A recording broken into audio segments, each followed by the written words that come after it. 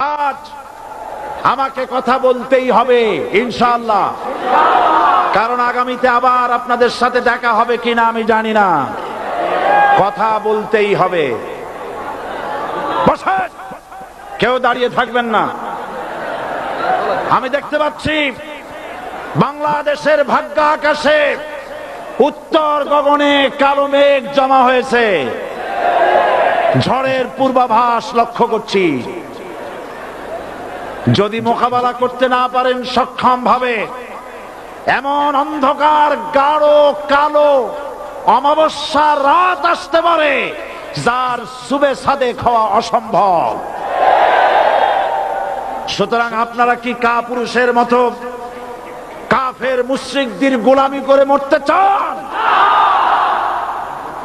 বিড়ালের মতো 500 বছর বেঁচে থাকার কোনো লাভ নাই। সিংহের মতো 1 ঘন্টা বাঁচতে চাই। আমাদেরকে বলা হয় সাম্প্রদায়িক উস্কানিমূলক কথা নাকি আমি বলি। পত্রপত্রিকা দিছে না তারা?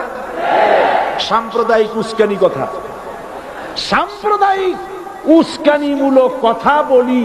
সেই জন্যই বোধহয় শত শত মুসলিম আমাদের কাছে এসে মুসলমান হয়। মানুষে আর বোকা বানানো যাবে না। যাবে কি? আর বোকা বানানো যাবে? তারপর বলছে কি, এরপরে বলছে আমাকে বলছে রাজাকার। শুনে রাখো চট্টগ্রামের লক্ষ লক্ষ জনতা, পার্লামেন্টে যখন আমাকে এই কথা বলা হয়েছিল, আমার পার্লামেন্টের কলিগ জাফরুল্লাহ চৌধুরী সাহেব বসে আছেন এখানে, হ্যাঁ, জাফরুল ইসলাম চৌধুরী বসে আছেন পাশে, প্রধানমন্ত্রী সুদ্ধা, অন্তত 3 শতাধিক পার্লামেন্টের সম্মানিত সদস্যরা সেদিন বসা। 1997 সনের বাজেট বক্তৃতা যখন আমি করতেছিলাম, ডক্টর কুদরতে খোদা, নাম রাখছে কুদরতে খোদা, আসলে গজবে খোদা। এই লোকটি নাস্তিক, ইসলামের চূড়ান্ত দুশমন। তার প্রণীত শিক্ষা ব্যবস্থার যখন সমালোচনা করছিলাম, ট্রেজারি বেঞ্চ থেকে আমাকে বলা হলো রাজাকার। আমি আমার সমস্ত শক্তি একত্রিত করে বলেছিলাম শুধুমাত্র হিন্দুস্তানের রাজাকারেরাই আমাকে রাজাকার বলতে পারে। আমি বলেছিলাম 1973 সন পর্যন্ত আমি বাংলাদেশের কোন রাজনৈতিক দলের নেতা এবং কর্মী ছিলাম না। আমি রাজাকার নই। আমাকে রাজাকার বলে যদি তাকেও প্রমাণ করতে না পারে 10 কোটি টাকার মানহানি মামলা দায়ের করব। আমার এই বক্তব্য সারা দুনিয়া শুনেছে। পার্লামেন্টে আমার এই বক্তব্য রেকর্ড হয়ে আছে। সেদিন 3 শতাধিক পার্লামেন্ট মেম্বারের কেউ আমার চ্যালেঞ্জ গ্রহণ করেন নাই। যে কোনো ব্যক্তি পার্লামেন্টে গিয়ে আমার বক্তৃতা দেখে আসতে পারেন। এরপরে 1997 সনের 7ই অক্টোবর দৈনিক জনকণ্ঠ পত্রিকা যখন আমার বিরুদ্ধে লিখলো, সেই পত্রিকায় সাইদির ওপেন চ্যালেঞ্জ 8ম পাতা, 1997 7ই অক্টোবর, এত বড় 2 কলমে হেডিং। সেখানে আমি বলেছি বাংলাদেশের সকল সাংবাদিক, গোয়েন্দা বিভাগ, বাংলাদেশের সকল বুদ্ধিজীবীকে আমি আমার পিরোজপুরে আমন্ত্রণ করছি। আমার উপস্থিতিতে যদি কেউ প্রমাণ করতে পারে বাংলাদেশের স্বাধীনতা যুদ্ধের বিরুদ্ধে আমার কোনো ভূমিকা ছিল, সজ্ঞানে স্বেচ্ছায় জাতীয় সংসদের সদস্য পদ থেকে পদত্যাগ করব।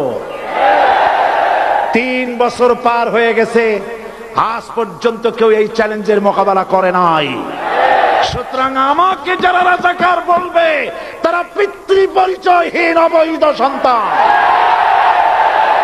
1971 সনের, শোনো মুসলমানেরা, 1971 সনের কোন কাদা সাইদির গায়ে লাগে নাই। আমাকে রাজাকার বলে জনগণ থেকে বিচ্ছিন্ন করবা। জনগণ থেকে আমারে বিচ্ছিন্ন করা যাবে না, কারণ এই জনগণ আমার জন্য আসে না, এই জনগণ আসে আল্লাহর কোরআনের জন্য।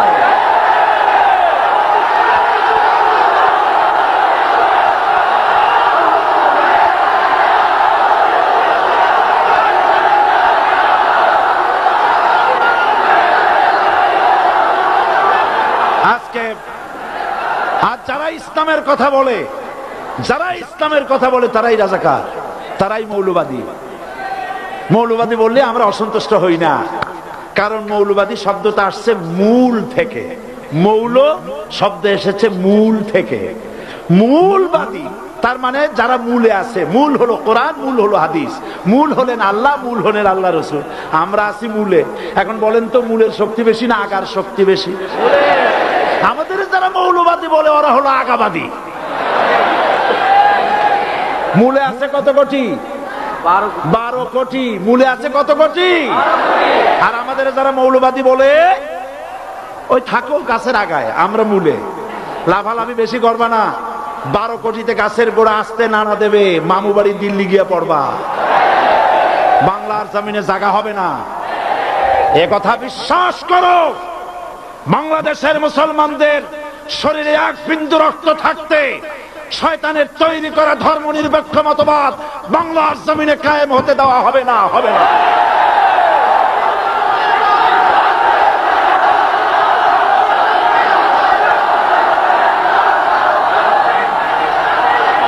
রাসূল করিম সাল্লাল্লাহু আলাইহি ওয়াসাল্লাম কোরআন প্রতিষ্ঠার জন্য আন্দোলন করেছিলেন। আয়াতুল কুরসি আমাদের সে কথাই শিখেছে। আল্লাহ রাব্বুল আলামিন বলেন, আল্লাহু লা ইলাহা ইল্লা হুয়াল হাইয়ুল কাইয়্যুম। প্রাণ খুলে পড়েন, আল্লাহু লা ইলাহা ইল্লা হুয়াল হাইয়ুল কাইয়্যুম। আল্লাহ হচ্ছেন তিনি, যিনি ছাড়া কোনো ইলাহ নাই, আইনদাতা নাই, বিধানদাতা নাই। আমরা মানুষের তৈরি করা আইন মানি না। 12 কোটি মুসলমানের দেশে আইন তৈরি করবে মানুষ, আমরা মানব না।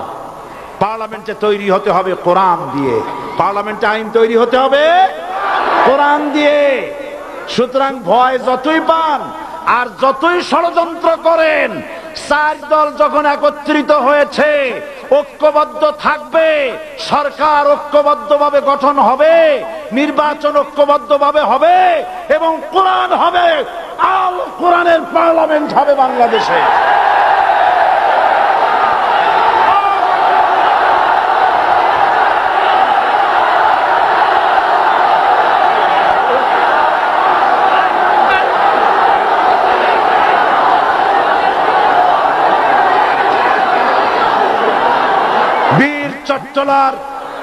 বীর চট্টলার মুসলমানেরা, বীর চট্টলার মুসলমানেরা স্বাধীনতার ঘোষণা এই চট্টগ্রাম থেকে স্বাধীনতার মহান ঘোষক প্রেসিডেন্ট জিয়াউর রহমান সাহেব দিয়েছিলেন।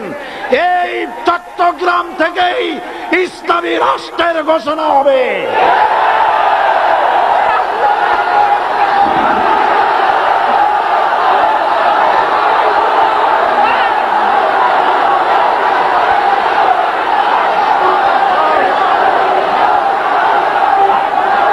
আশাবাদী আপনারা অবশ্যই তা পারবেন। আমি 100% বিশ্বাস করি ইনশাআল্লাহ। কারণ যে ষড়যন্ত্রের মোকাবেলা করে স্থানীয় রাজনৈতিক দলের নেতৃবৃন্দ কোরআনের মাহফিল সিনায় এনেছেন, আমি প্রথম দিনই বলেছি চট্টগ্রাম তাফসিরুল কোরআন মাহফিল কোন রাজনৈতিক দলের প্রতিনিধিত্ব করে না। এটা কোন জামাত শিবিরের একক সম্পদ নয়, এটা চট্টগ্রামের মুসলমানদের কলিজার টুকরা তাফসিরের মাহফিল। সুতরাং এই মাহফিল চট্টগ্রামে থাকবে ইনশাআল্লাহ কিয়ামত পর্যন্ত। 144 ধারা 288 হয়ে গেছে, ষড়যন্ত্র পায় পায় চলে গেছে। আমি ওই সব ছেলেদের বলি, সরকারি দলের ছাত্র হইয়া মুসলমানদের বিপক্ষে যাইও না।